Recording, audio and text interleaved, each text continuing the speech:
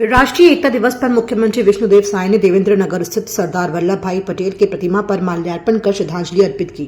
उन्होंने कहा कि पटेल ने देश की रियासतों का एकीकरण कर अखंड भारत की नींव रखी। मुख्यमंत्री साय ने शास्त्री चौक से शारदा चौक तक एकता दौड़ में स्कूली बच्चों, जनप्रतिनिधियों और नागरिकों के साथ भाग लेकर एक भारत श्रेष्ठ भारत का संदेश दिया। उन्होंने कहा कि सरदार पटेल की दूरदृष्टि और नेतृत्व क्षमता देश के लिए प्रेरणा स्रोत है। प्रधानमंत्री नरेंद्र मोदी के आह्वान पर पूरे देश में रन फॉर यूनिटी का आयोजन राष्ट्रीय एकता का प्रतीक है। साय ने सभी को एकता की शपथ दिलाई और कहा कि विविधता में एकता ही भारत की सबसे बड़ी शक्ति है। आज 31 अक्टूबर है। हमारे देश के प्रथम उप प्रधानमंत्री और गृह मंत्री सरदार वल्लभ भाई पटेल जी की जयंती है और इस दिन को पूरा देश राष्ट्रीय एकता दिवस के रूप में मनाता है। तो सबसे पहले तो पूरे प्रदेशवासियों को राष्ट्रीय एकता दिवस की बधाई। और इस अवसर पर हम देश के सच्चे सपूत सरदार वल्लभ भाई पटेल को नमन करते हैं, उनको श्रद्धांजलि अर्पित करते हैं। वो इस देश के प्रथम उप प्रधानमंत्री थे, गृह मंत्री थे, जिन्होंने अपनी दूरदृष्टि और दृढ़ इच्छा शक्ति के कारण देश आज़ादी के बाद जो हमारा ये देश 562 छोटे बड़े रियासत में विभक्त था, वो सबको एक करके विश्व का सबसे बड़ा लोकतांत्रिक देश हमारे देश को बनाया। तो ऐसे महापुरुष को नमन करते हैं और एकता दिवस के रूप में आज मना रहे हैं। और run for unity run for unity का आज आयोजन हुआ है। हम सब लोग उसमें शामिल हो रहे हैं और ये एकता दौड़ देश की एकता, अखंडता और वो फिटनेस का भी प्रतीक है। सरदार वल्लभ भाई पटेल की 150वीं जयंती के अवसर पर गरियाबंद पुलिस द्वारा जिले भर में जन जागरूकता कार्यक्रम आयोजित किए जा रहे हैं। इसी क्रम में देवभोग पुलिस ने आज एकता दौड़ और नशा मुक्ति संकल्प कार्यक्रम का आयोजन किया। कार्यक्रम में स्थानीय जनप्रतिनिधि, क्षेत्रीय युवा और स्कूली छात्र स्वामी आत्मानंद स्कूल में एकत्र हुए और वहां से लगभग 2 किलोमीटर की एकता दौड़ निकाली गई। इसके बाद आयोजित सभा में थाना प्रभारी फैजुल हुदा शाह ने युवाओं से नशा और मादक पदार्थों से दूर रहने और दूसरों को भी इसके प्रति जागरूक करने की अपील की।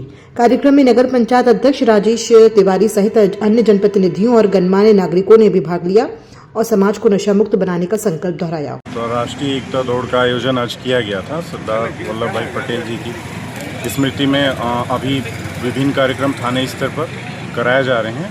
विगत कुछ दिनों में चित्रकला, रंगोली, थाने में पेंटिंग, निबंध लेखन, ये सब कराया गया है। आज हमारे यहाँ वरिष्ठ अधिकारियों से निर्देश था कि हमको देवभोग के जनप्रतिनिधियों, स्कूली बच्चों को लेकर एक एकता दौड़ का आयोजन कराना है, साथ में नशा मुक्ति के लिए संकल्प कराना है। तो एकता दौड़ के आयोजन के पश्चात सभी को संकल्प कराया गया। गरियाबंद जिले के आदिवासी विकास खंड मैनपुर के शासकीय प्राथमिक शाला ओमकार पारा में 5 छात्र छात्राएं अध्ययनरत हैं, जिनके लिए 2 शिक्षक पदस्थ हैं। लेकिन शिक्षा विभाग की लापरवाही से स्कूल का ई-डाइस कोड बंद होने के कारण बच्चों को मध्याह्न भोजन, गणवेश और पाठ्य पुस्तकें नहीं मिल पा रही हैं। शाला प्रबंधन ने कई बार विभागीय अधिकारियों को कोड चालू करने के लिए आवेदन दिया, लेकिन कार्रवाई नहीं हुई। ग्राम पंचायत गुरजी भाटा से 4 किलोमीटर दूर जंगल के बीच स्थित यह स्कूल मर्ज भी नहीं हो सकता। संकुल समन्वयक पदू सिंह नागेश ने बताया कि उन्होंने उच्च अधिकारियों को समस्या से अवगत करा दिया है। बच्चे का समस्या तो बहुत समस्या है साहब, लाभ कुछ नहीं मिल रहा है हमारा बच्चे के लिए। क्या क्या नहीं मिल रहा है? मध्याह्न भोजन ना मिल रहा है, ना कलम पेन किताब कुछ नहीं मिल रहा है। फिर हाल स्कूल तो डाइस कोड तो बंद है, ठीक है साहब, तो प्रधान पाठक नहीं देना था, बंद है बोल के कुछ जान रहे हैं, क्यों दिया? नहीं देना था। अरे हमारा बच्चे को उतना तकलीफ कर रहे हैं, तकलीफ में रख दिया है, तो वो तो ठीक नहीं है ना। उस समस्या को अब सुविधा करना ही पड़ेगा। अधिकारी के तो दे दे के हम थक गया ना साहब, लेकिन हमारे बात कोई सुना ही नहीं हुआ है। तुम्हारा स्कूल का डाइट बंद है, जब चालू होगा तब लाभ मिलेगा बोल रहे हैं। स्कूल में बहुत जर्जर है, दिक्कत बहुत है सर। जी अब देखिए सर, हमने बहुत प्रयास किया सर ओंकार पारा को भी। विगत 2-3 साल से वहीं का ई-डाइस भी नहीं है और बच्चे को वहीं पर ना एमडीएम संचालन हो रहा है, ना पाठ्य पुस्तक मिल रहा है, ना वहीं पर गणवेश मिल रहा है। हमने उच्च अधिकारी को भी यही मतलब बात पहुंचाई कि ऐसे ऐसे बात है, तो उच्च अधिकारी का कहना है कि अरे ये तो सब है कि नहीं, यूडाइस बंद हो गया है तो यहीं कुछ नहीं मिल सकता, ना स्कूल को बंद कर रहे हैं ना कुछ कर रहे हैं। जी बताएं सर, मैं बीआरसी को बताए हैं, हमारे डीओ सर को बताए हैं, हमारे डीएमसी सर, सभी जितने भी हमारे जिला तक उच्च अधिकारी को अवगत कराया गया है सर। सर यूडाइस तो बंद है, यूडाइस के बंद होने के नाते पूरा जो लाभ मिलना चाहिए बच्चे लोग को नहीं मिल रहा है। जी संकुल समन्वय के माध्यम से पत्र लिखन किया गया है, लेकिन अभी तक तो कुछ ये नहीं मिल रहा है। एक गणवेश तो मिल रहा है सर, लेकिन पुस्तक नहीं मिला है। और मध्याह्न भोजन का जो कूपन और राशि, कब से मध्याह्न मध्याह्न भोजन इस सत्र से बंद है।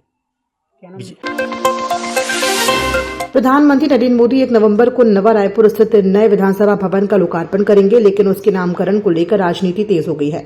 जनता कांग्रेस छत्तीसगढ़ के अध्यक्ष अमित जोगी ने आमंत्रण पत्र में मिनी माता का नाम नहीं होने पर विरोध जताते हुए उसे जलाकर नाराजगी व्यक्त की। उन्होंने आरोप लगाया कि संघ और भाजपा राज्य के पुरखों की उपेक्षा कर रही है। जोगी ने चेतावनी दी है कि अगर मिनी माता का नाम बदला गया तो बड़ा आंदोलन किया जाएगा। छत्तीसगढ़ की अस्मिता पर सीधा हमला हुआ है। हमारे पहले मुख्यमंत्री स्वर्गीय अजीत जोगी जी ने राज्य की पहली विधानसभा का नाम प्रदेश की पहली महिला सांसद, दलित सांसद स्वर्गीय मिनी माता जी के नाम पर रखकर इतिहास रचा था। यह हमारे लिए गर्व का, दलित सशक्तिकरण, नारी सशक्तिकरण का प्रतीक था। लेकिन आज नए विधानसभा के उद्घाटन के इस निमंत्रण से मिनी माता का नाम गायब कर दिया गया है, मिटा दिया गया है। क्या यह भूल है? नहीं, यह एक सोची समझी आरएसएस की राजनीतिक साजिश है। यह छत्तीसगढ़ के इतिहास और गौरव को मिटाने की एक कोशिश है। क्या प्रधानमंत्री जी इस भवन का नाम मिनी माता के स्थान पर किसी और के नाम पर रखना चाहते हैं? 25 साल बाद भी छत्तीसगढ़ में दलितों का, महिलाओं का और क्षेत्रीय गौरव का जो असम्मान हो रहा है, जो तिरस्कार हो रहा है, वो अभी भी जारी है।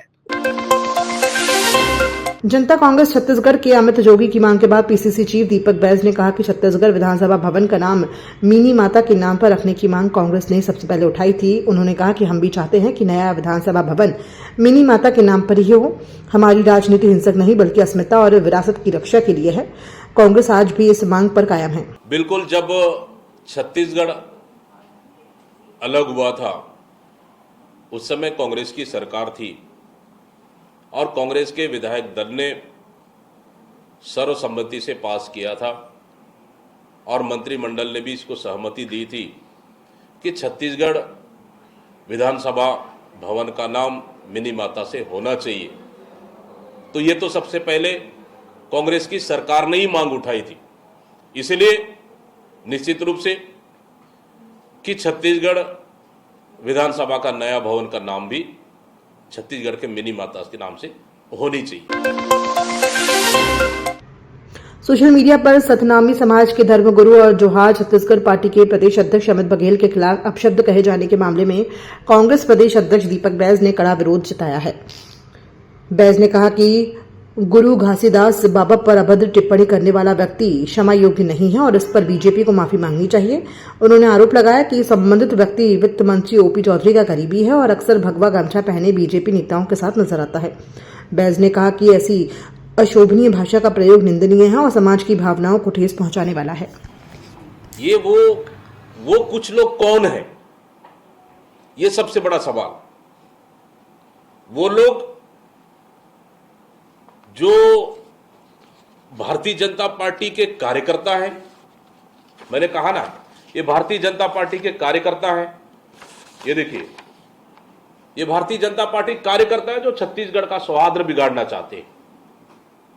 उसी सरकार के कार्यकर्ता है जो आज छत्तीसगढ़ में सरकार चल रही है।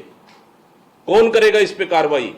किसी नेता के, किसी मंत्री के खास वो गाली गलौज कर रहे हैं, मूर्ति को तोड़ रहे हैं, गोलियां चला रहे हैं।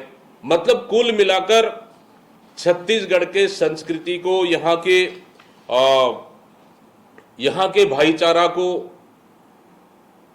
कहीं ना कहीं एक, मैं समझता हूं कि भारतीय जनता पार्टी की सरकार का साजिश तो नहीं, कहीं अपनी विफलताओं को छुपाने के लिए छत्तीसगढ़ के एक सांप्रदायिक रूप देना चाहते हैं या आपसी झगड़े कराना चाहते हैं।